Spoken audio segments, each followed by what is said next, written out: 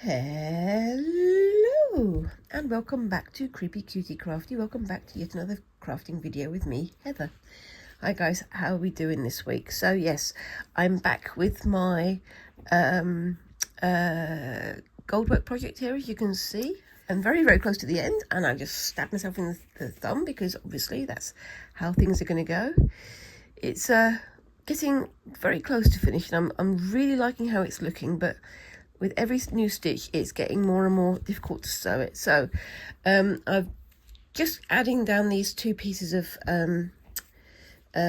gold pearl just to try and create the center line here, but it's starting to get a little bit stiff, especially going through all these layers of the different stump work that they've added here, because it's an extra layer of satin stitches with extra knots and things to show where things need to be. Oh, come on, there we go. It's been a bit stiff. There we go. That's not perfect, but I'll live with it. And just trying to get myself organised. I just want to tack this one down. I'm not going to finish the whole thing because I want to get back to finishing this. Now, last time I was doing this, I added this layer of gold ruff to the sleeve. It's again not perfect, but I'm improving as I go. And I've said that once I've finished the whole thing, what I'm going to do is I'm going to come back and do some more stars, because these are the stars that I did the very first episode of this project. And I want to see if I can do better stars than when I started off with. Oops, and I've got myself all tangled up behind because there's multiple layers of thread there. Oopsie daisy, come on, where are you? Let's try and bring that through to the front then. Oopsie daisy. And yes, I keep forgetting to use my leather thimble, and as you can see, I've already started to sort of scrape through my finger there, which is not ideal at all. But yeah, that's how it goes. So yeah, and just trying to tack this down, trying to couch it down rather, not tack it. That's completely the wrong word. So this is the pearl, which is very shiny but kind of stiff, so you can use it for outlines and straight lines and things. Come on, I'm not just twanging this for the fun of it. Where are we? And I can straighten this out as I go anyway, but you sort of curve it around. And on here you've got these three leaves, which are these three here. I've mostly finished the first leaf, the one at the top there, and I was just getting the outline done for this one, just so I can have it ready for me to add the filling. But yes, it's getting there. It's getting there, and I do love the effect it's creating. It's like I keep saying, it's mostly fumbled. It's not perfect, but you know, I'm not going to learn by not doing it. If that makes any sense at all, please let me know down in the comments. And I am very much tempting myself with other Goldwork kits that are on the Hand Unlock website, which I really should not be having a look at because I need to get onto other projects. But maybe I'll come back to some more Goldwork later in the year, maybe for Halloween or something, because I think a gothic style Goldwork piece for Halloween could be quite fun. What do you think, guys? I'll have to think about it though.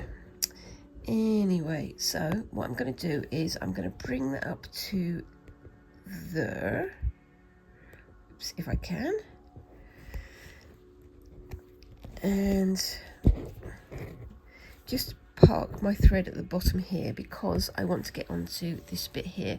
So this bit, you've got the pearl as the outside edge there, and the outline for the center here.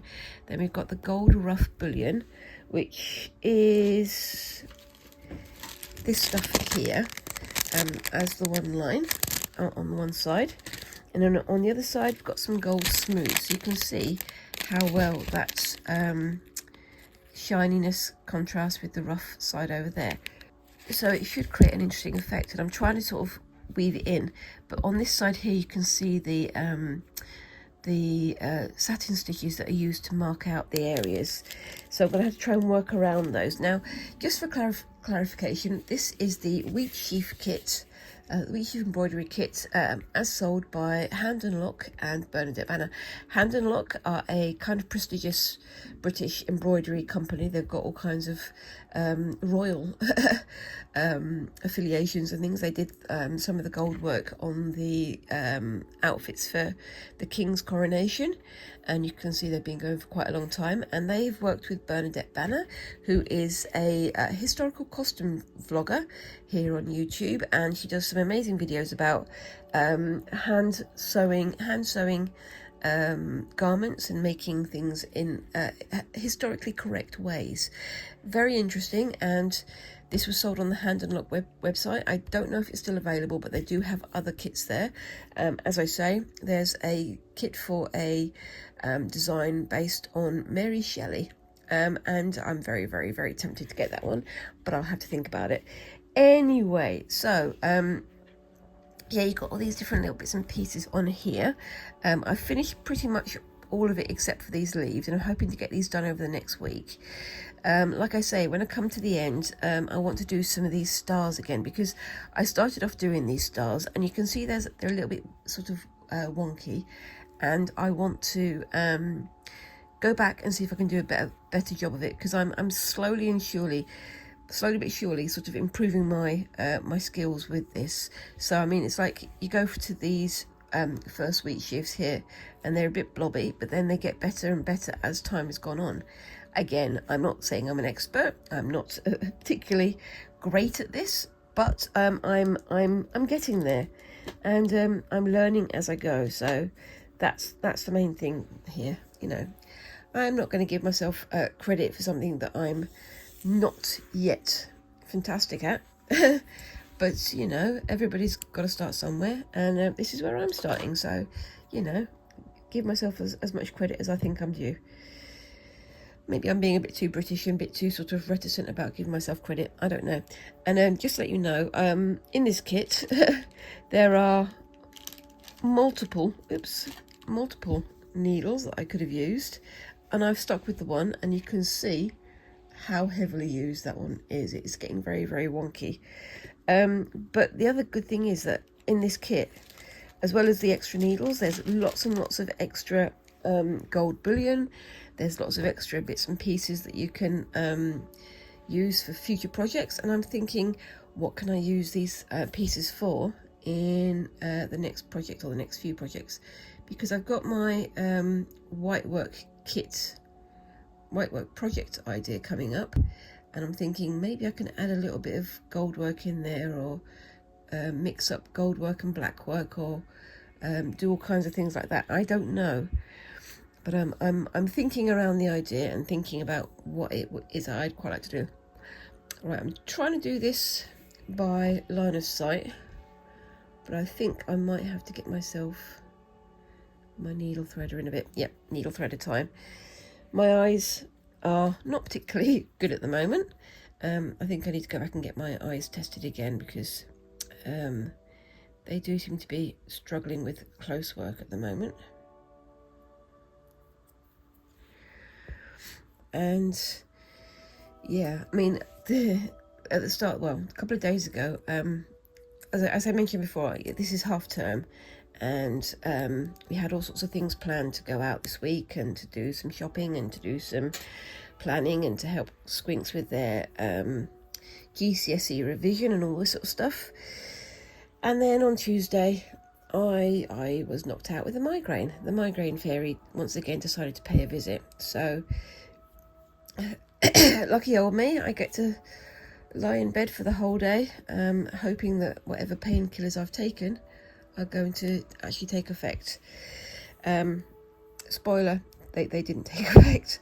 So again, I'm playing catch up, and again, my eyes are still complaining at me about doing too much close work. I do try to mix it up. I try to do a little bit of gold work and then a little bit of white work, which isn't quite so close, but at the same time my eyes are still saying nope, you need to go and get tested again, you need to go and get your eyes checked again, otherwise, you know, you're going to wind up making yourself more poorly, which is unfortunate. But there we go. Anyway, so I'm going to put my needle in there, which sounds a bit weird because it's going to be right in the middle, and then you can see the knot just there. Bring my needle back through, and then do a couple of loop-de-loops around the thread that's underneath. I'm going to pull this one out of the way so it doesn't get dragged in.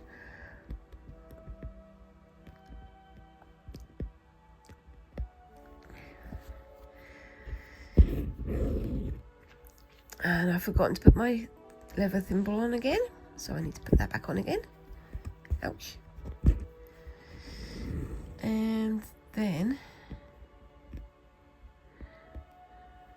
oops daisy, don't get that caught in there. Oh my gosh, come on. Where's my thingy? Bring my little thingy in to stop it from getting looped over itself.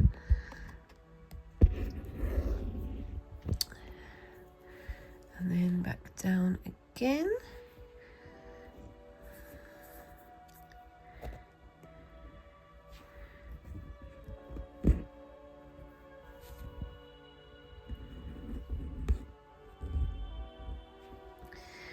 Park my needle up there.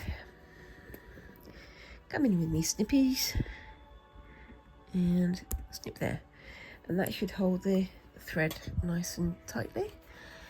And then I can start on the pearl. No, not the pearl, the gold smooth, which is going to be fun. So bring that up to one side.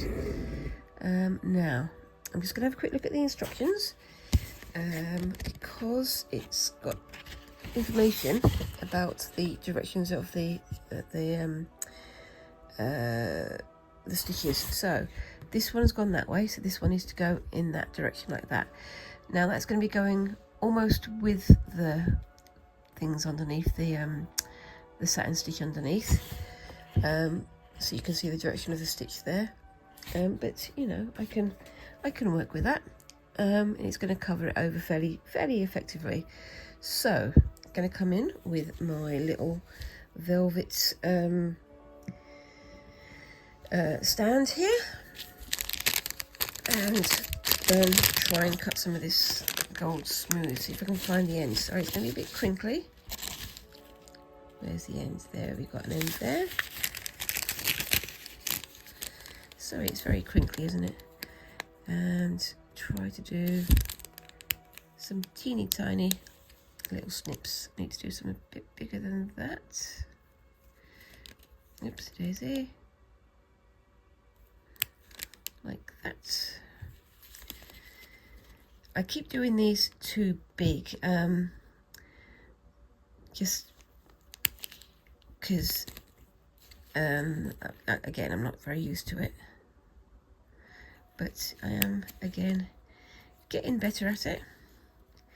And these ones are going to be more in the middle, so it's going to be easier for me to make them fit in. And then we'll see how we go. You can see how small the bits and pieces are. I do try to make it nice and visible, but there you go, that's the size of the pieces. That's the end of my finger to show you the size difference. Anyway, so just going to see where I am and I'll grab the longest of these to start with. So like, these are like a little tiny coiled spring, so they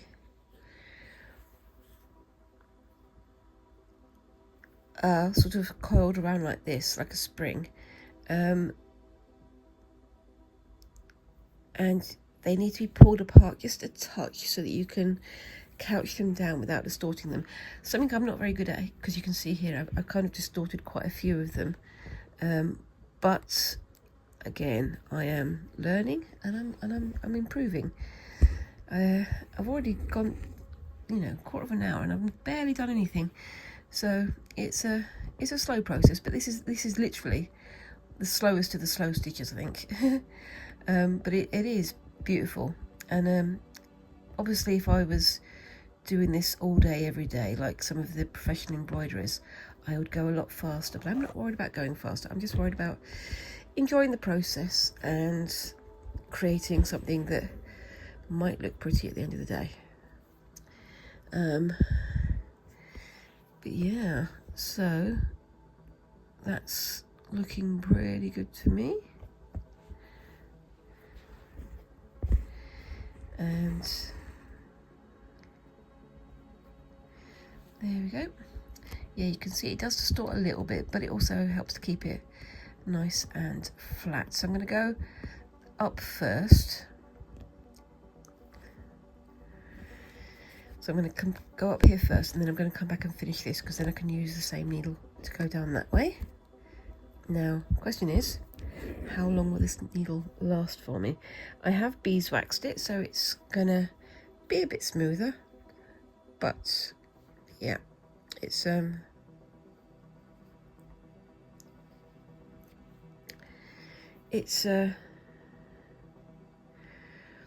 very much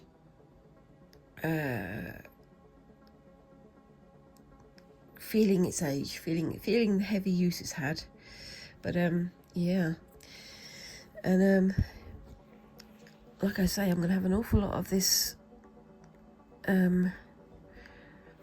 bullion left over, which I'm quite surprised about, because I mean the kits, they aren't cheap, and I thought they would be like, you have to use only this amount and only this amount, but there's plenty of room for manoeuvring. And also they sort of say, well, once you've done it, if you want to add anything else to your design, just add it, which is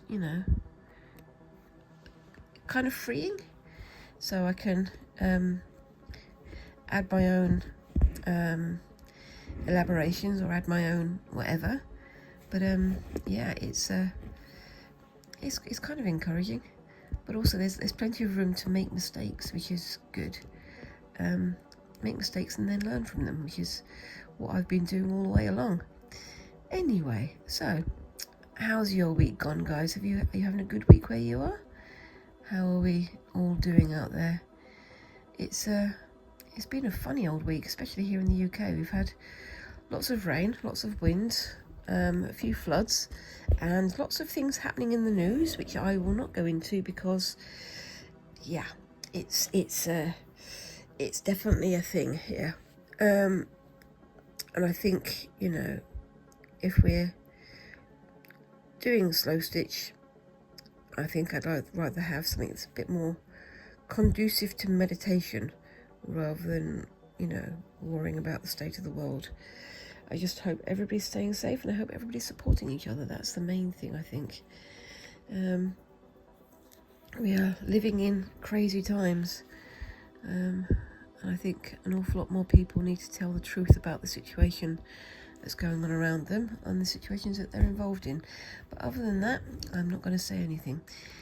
But anyway, so yeah, I've got my trip to the Creative Craft Show coming up, which should be quite fun, and I'm quite looking forward to that. But also, as I say, I've been helping Squinks with some of their GCSE revision and stuff, and they're doing art GCSE, which is quite funny. Not quite funny, quite fun. It's quite good. I'm pleased with that. They're finding their niche. And so as part of that, we went to Wolverhampton Art Gallery yesterday. No, it was on Monday actually. We went to Wolverhampton Art Gallery, and they had a good look around at the art there. Some of it, it was confrontational. Some of it's interesting. Some of it's more about the method than it is about the message and things like that. So it's quite interesting to see, because with Wolverhampton, it's only a tiny gallery in comparison. It's not like the big museums and things you get in London, that get all the funding and things. It's a tiny little gallery, and in one of the rooms there was an exhibition by Mr. Grayson Perry, who, you know, is a fairly well-known artist here in the UK. I don't know if he's so well-known elsewhere. He's a multimedia artist. Okay, so I'm back. Sorry about that. There was a knock at the door just then, so sorry about that. Anyway, so what was I talking about? Yes, Grayson Perry. He's a multimedia artist. He's fairly well known here in the UK, and he creates all kinds of bits and pieces for his work. And he does things in sort of fabric and sort of semi-performance and pottery and all kinds of bits and pieces. And at the moment he's got a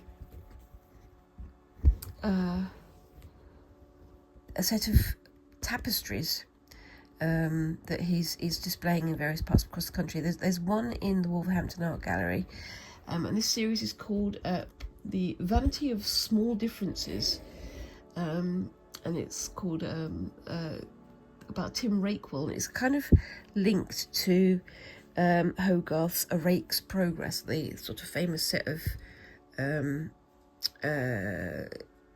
prints that he sold a couple of centuries ago.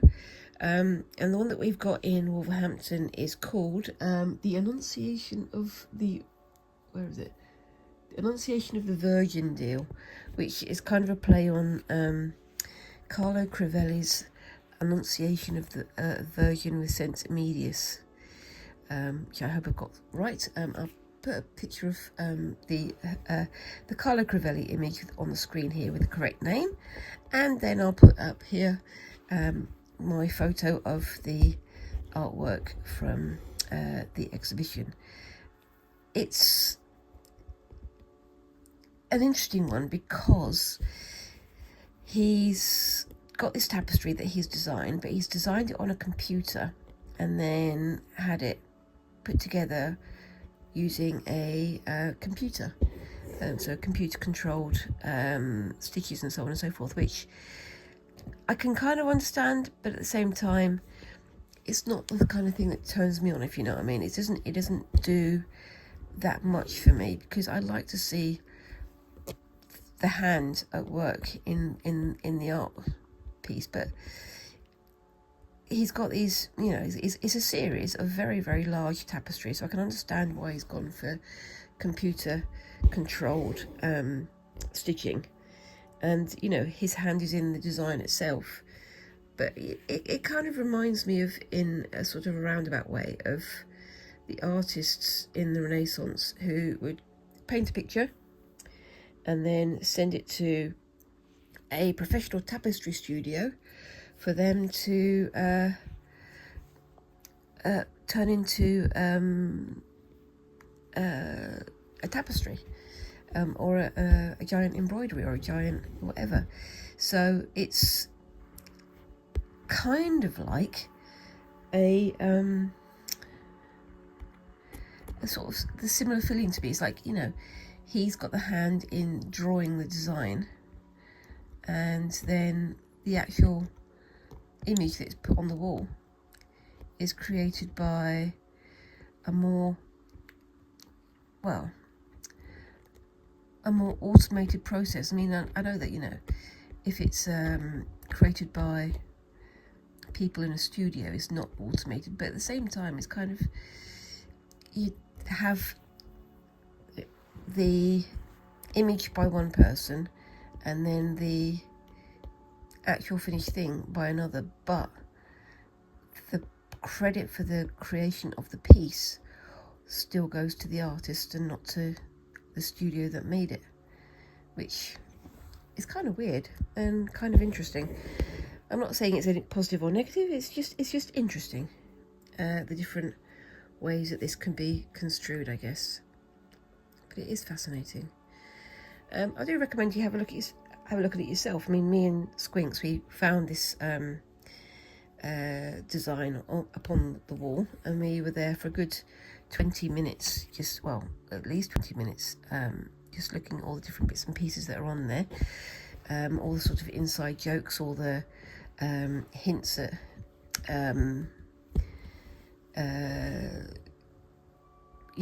naughty inferences, things like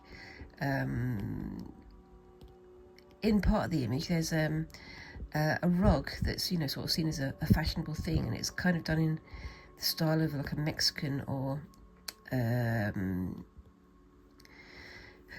Native American style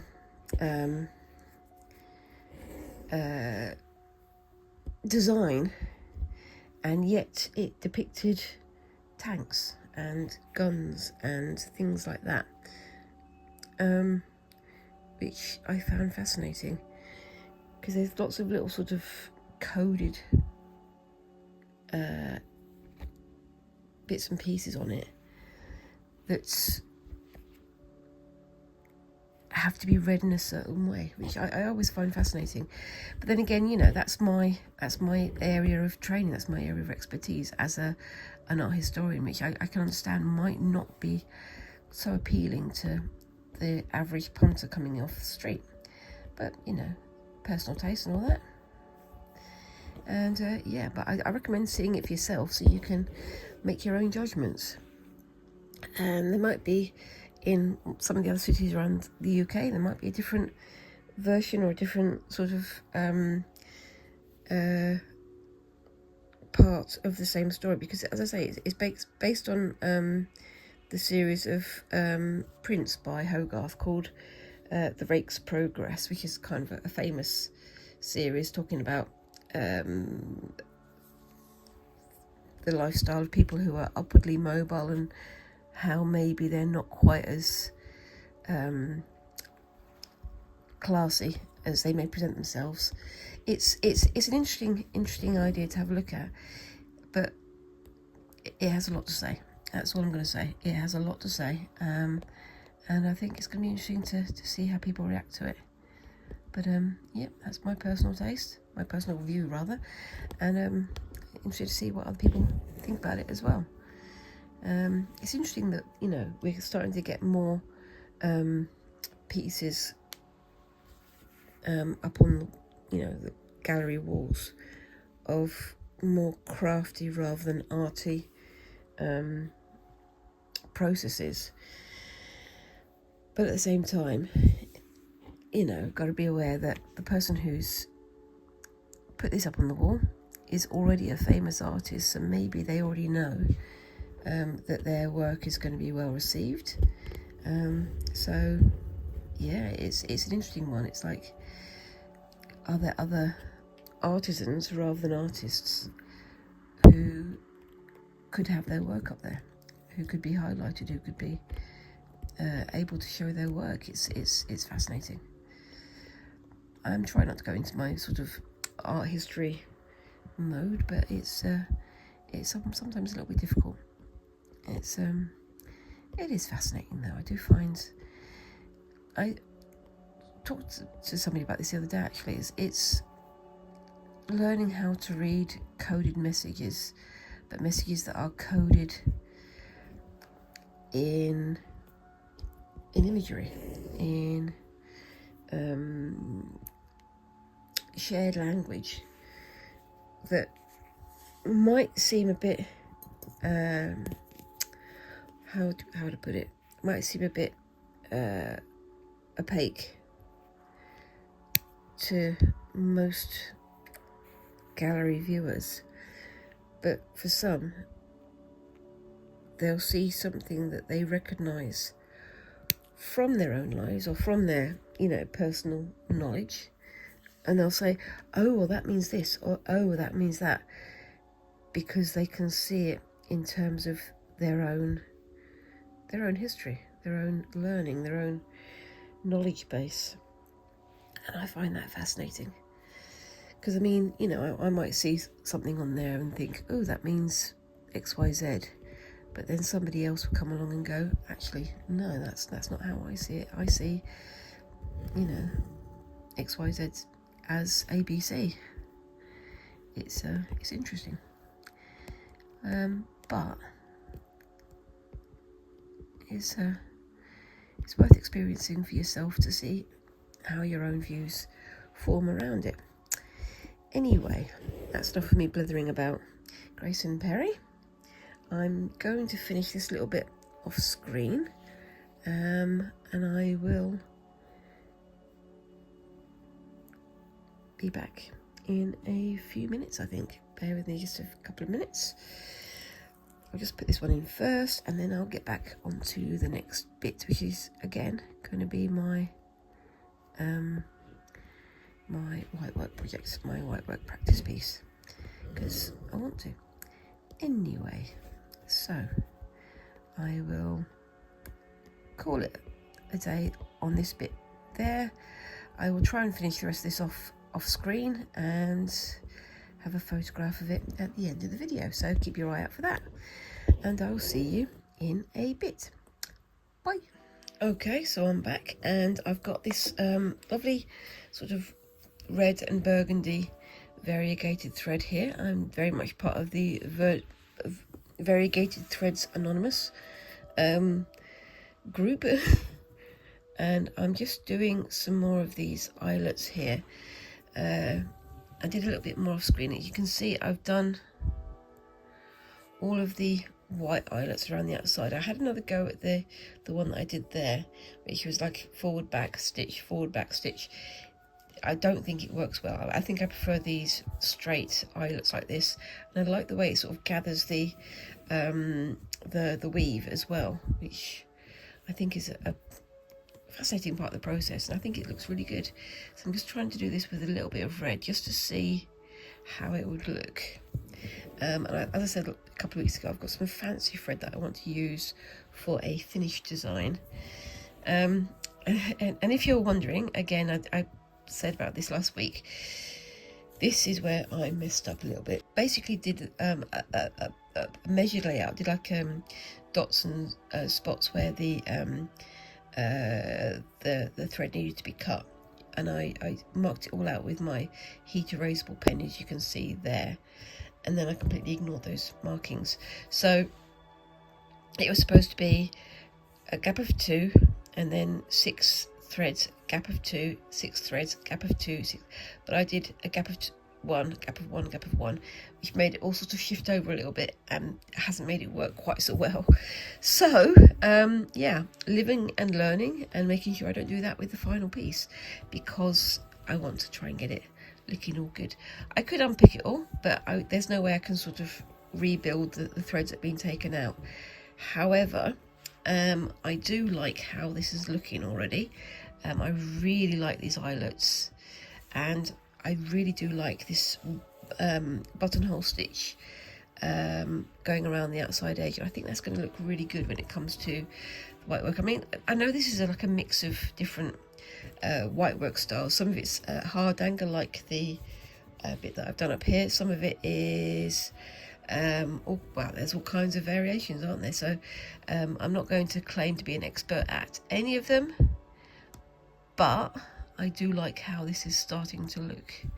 I think it's going to be interesting doing the final thing, and I definitely want to mix it up with a couple of other bits and pieces. So I'm thinking on the first one, which is going to be on some more of this hard angle fabric, I'm going to mix black work and white work up together, and then maybe on the next one I will mix white work and chicken scratch. Maybe I'll mix in some gold work. I don't know, I'm still letting the ideas percolate. There's still quite a lot for me to practice. I want to get some more bits filled in down here. I want to have another go at this kind of feel here with that sort of honeycomb finish, because I want to see if I can have a go with that and add maybe some beads into it, or add in some extra bits and pieces. I just want to sort of experiment until I get some ideas pin down that I can add to the proper attempt at whitework, because you know, I'm trying to do my best on this bit, but at the same time I'm also keeping this as a practice, so I'm not going to be too precious about if I make any mistakes and things. But yeah, it is fascinating. I'm really enjoying it. I didn't think I was going to enjoy it as much as I am, but definitely I'm finding this great fun. But then again, you know, anybody who knows me knows that I enjoy patterns and patterning and making patterns out of things. Talking of which, I'm still doing patterns on my shorts, and I think the pattern design process is going well. I've just finished a design using chrysanthemum and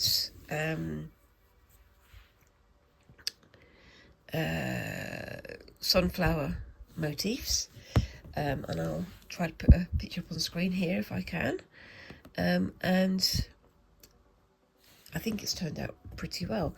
After I've finished that one, I'm going to have another go at designing a whitework piece so that I can have something ready for me to create once I'm done. Right, so what I've got here now is I've come to the end of this little bit here.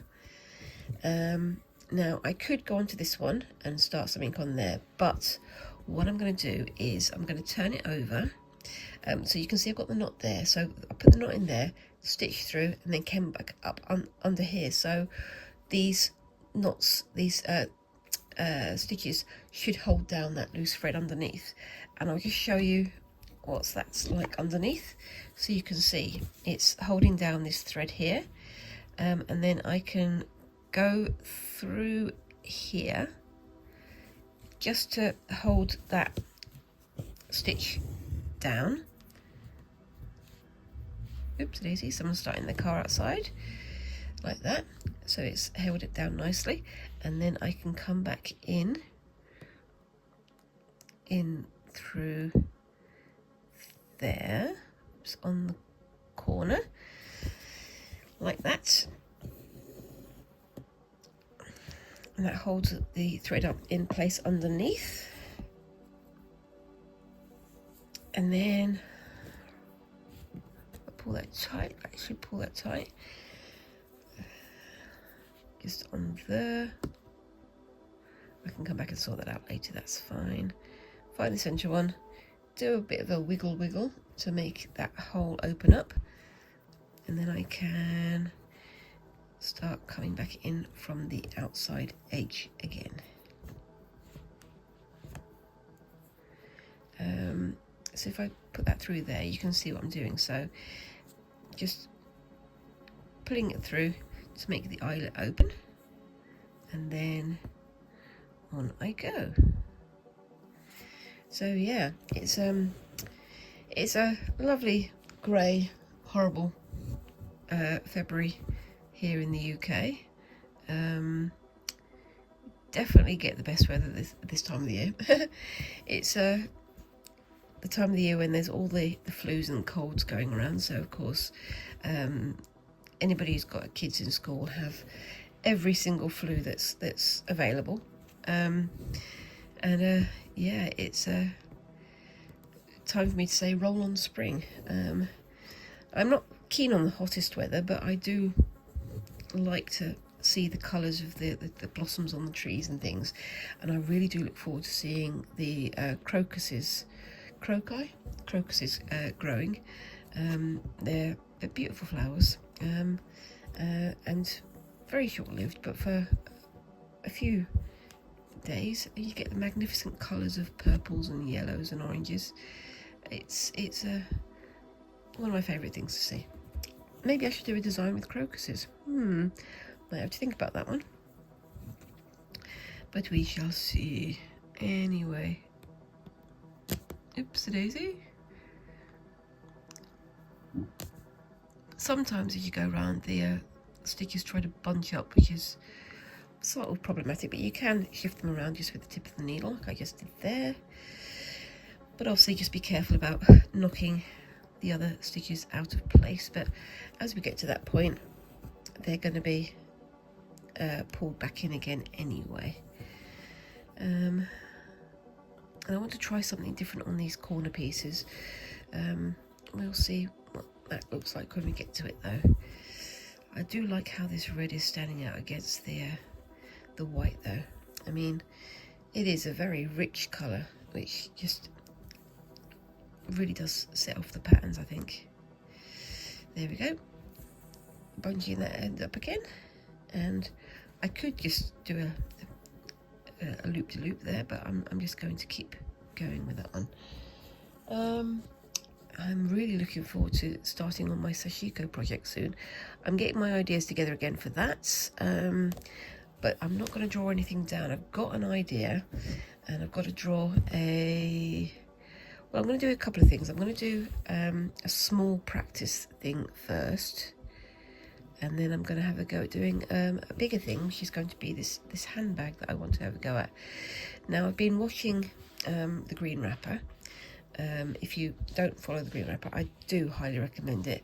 Her work is just beautiful. It mostly focuses on sashiko, but it's all about reclaimed textile and things like that. She's a Japanese lady, I believe, but she's based in Australia, and very much thoughtful about what she creates. And she created a little needle book at the end of last week, and I immediately got needlebook envy. So I'm thinking about doing either a little pin cushion or a needle cushion, or having a go at doing a needlebook myself, because why not? I'm going to follow the trend for once. But yeah, it is so fascinating to watch other YouTubers in their creative lives and all the things that they're making out there in YouTube land. I'm just going to turn this over and stitch that off. Back in a sec. So yeah, I mean, I do follow quite a few YouTubers, crafty YouTubers especially, and I do find it fascinating watching other people and how their processes work. But I really enjoy seeing how people are inspired to make in so many different ways. Right, so at this point now, so I'm going to come in here just as an anchoring stitch, and then I'm going to go to there. I'm going to try and do sort of a fan design here. I don't know if it's going to work, but we shall find out, shan't we? Yes, we shall.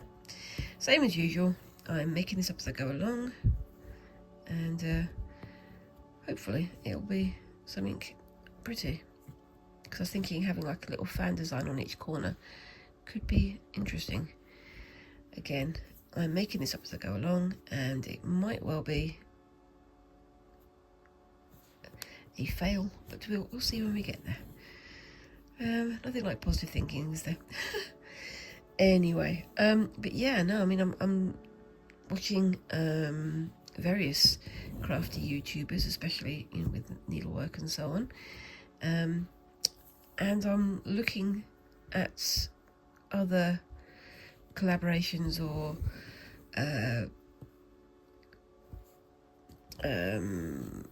active participant projects that I can take part in. But at the moment, my consideration is that I've got a lot of projects that I already want to get done, that I've put on the wayside for other bits and pieces for various reasons, and I've got to try and be a bit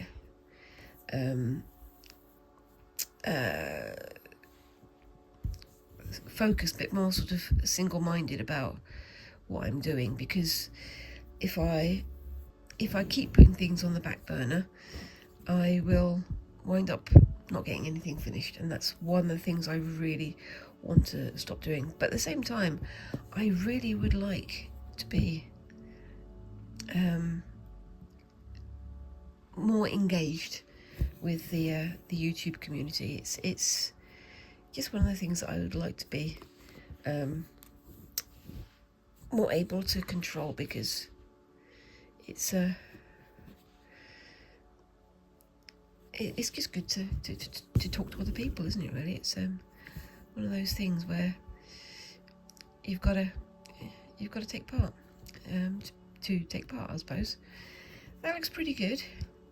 And what I did was I did like a little loop around the end there to gather this together a bit. I think I should have pulled it a little bit tighter, but I'm pleased with that so far. So on we go, on to the next one. Let's put that through to the center hole there and pull it tighter. So yeah, I mean, I'm trying to get into more live streams and chat alongs and stitch alongs and things like that. It's difficult because, yeah, again, my life is so chaotic at the moment that I can't ever promise I'm going to be available for a particular stitch along or a particular event or whatever, but I do want to be more involved. So yeah, I suppose, well, one of the main things is just trying to make sure that I comment more on people's videos, and I do try not to post anything negative, but there's always going to be people out there who have opinions that maybe they should keep to themselves. However, opinions are opinions, they're allowed.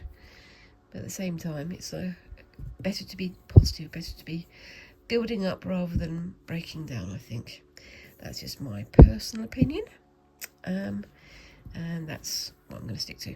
Anyway, not trying to neg on anybody, but, there are people out there who think that the way to make themselves feel better is to make other people feel bad about whatever they're doing. It's a shame, really, isn't it? Anyway, so talking of being positive, I am feeling very positive about doing my white work, and I'm feeling very positive about how this is looking, and I'm looking forward to working on a grand design. Now, I think what I'm going to do is work on the designing of it on my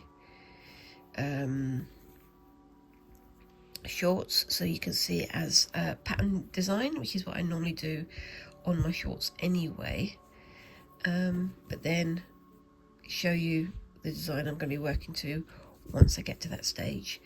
I've still got a couple of episodes on this practice piece to do. Like I say, I want to have a go at some more of these honeycomb type patterns, maybe adding some beads in there as well, and I'm still wondering about whether or not to add gold work to it. I think gold work would look really good on this white fabric, but I don't know if it's going to be the best way to use it. I'm going to see. Again, I'm letting myself get intimidated by the prospect, but I've been doing gold work for several months now, so I can tell myself that I can do this. I can make these things work.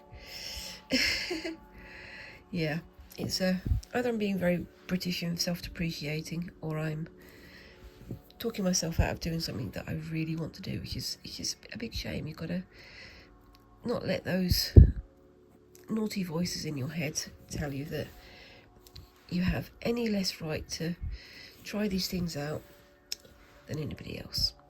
Anyway, I really do like how these red eyelets look. It's a really nice contrast with the rest of it, but with the variegated rayon threads that I showed you a couple of weeks ago, they have some really lovely sort of pale colours. I'm just going to turn that over and go on to the next stitch, but I'll keep talking with you this time. See, what I did there was I made the mistake of going onto the next bit, so it sort of looped back on itself. You can see there a bit. So I went from there to the other corner and then back through. Made that mistake. So this time I'm going from this corner and I'm going to go down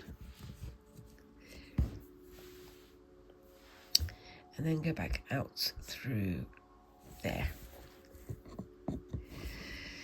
And that should make it so that the oops, let's bring that up slightly, sorry guys. That should make it so that the thread behind is almost invisible.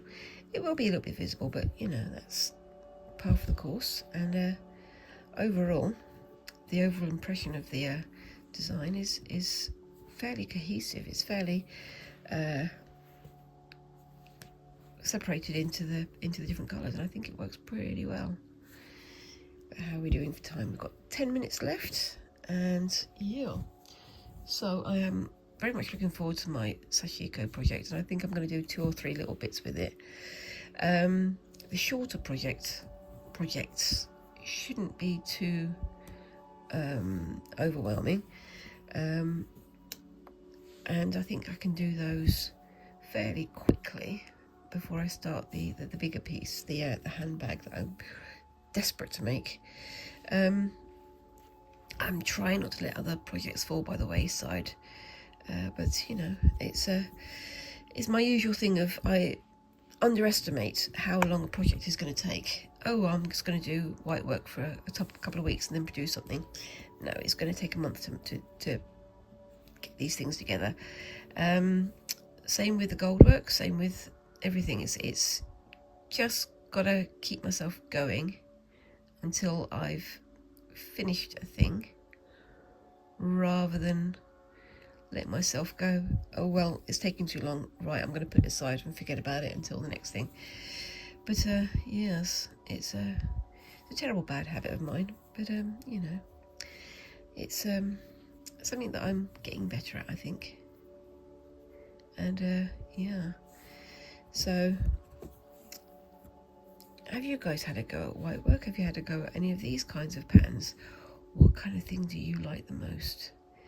I do like these little eyelets, and I think they could look really good with other bits and pieces. I've been following a few people on Instagram who've been doing different kinds of white work, different kinds of pulled thread work, and it's something that is slowly getting more and more familiar to me. But again, I have a lot more to learn about it, and I have to find more time to practice, I think. But yes, what do we think of this so far? I really like it so far. And I'm thinking about maybe doing something like this in the centre of a design, and then sort of like my brain is going like onion ring skins, doing sort of a thing in the centre, a motif in the centre, then something else, then something else, and then something else around the outside. So layers of white thread on white, then layers of black thread on white, and then layers of other coloured thread. I think it's going to be fun, and I'm going to have to break out my larger embroidery frame for that one, I think, just because I think it is going to be a lot bigger than some of these smaller bits and pieces that I've done. But I think it's going to be fun. I really do like that. Anyway, I'm going to have to turn it over so I can stitch to the next bit again. Bear with me 1 second. Okay, so I'm here again, and this time I'm going to try and pull it a bit harder in that direction. We'll see how that goes. I'm getting very close to the end of this thread, so hopefully I'll have enough thread to do this. And this time, rather than going from the outside in, I'm going from the middle out. So I'm fanning out rather than fanning in. Let's see if that makes a difference. So with the first one, I went from the outside, outside, outside, outside, outside, outside, in. This time I'm going inside, inside, inside, inside, inside, out. And we shall see how that looks. I'm getting there. I think I may have missed a stitch there, but that's fine. Just do that twice on this side because I missed a stitch on this side.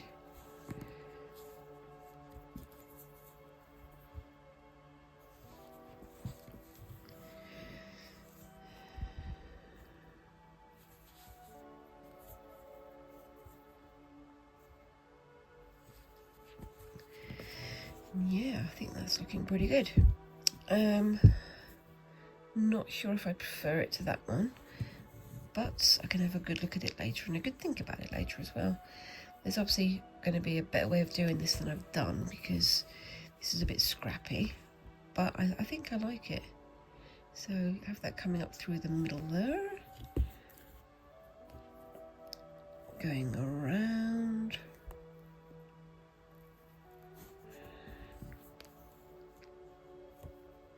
And then back in again where the first stitch was.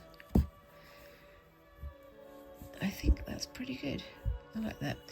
Anyway, so I'm getting very close to the end of my time, so I'm going to park my needle there and say, what do you think of that? Let me know what you think of that down in the comment below. And yeah, keep an eye out for the end of the video where you'll see this all finished off, and let me know what you think of my Goldwork project as well. And if you have any ideas for future projects, future explorations, please let me know down in the comments as well. And whilst you're down there, please remember to like and subscribe and all those lovely little things that help a tiny channel like mine to grow. And I look forward to seeing you in the next video. Thank you very much again for watching, and bye bye.